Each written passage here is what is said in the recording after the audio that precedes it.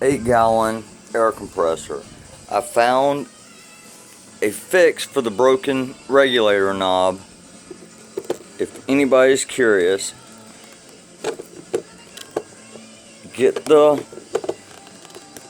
trying to do this one hand. Get that part out. The only issue with this is you're not regulating your pressure at this point.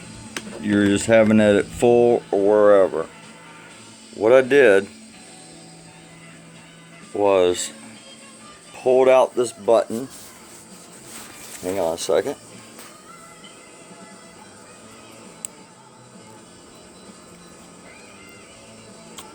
It's just some O-rings in there holding it tight in. But I found some washers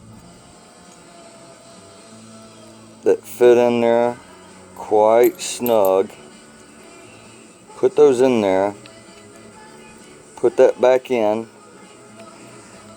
And it sticks it out just enough. I used 3 washers. But put it back in.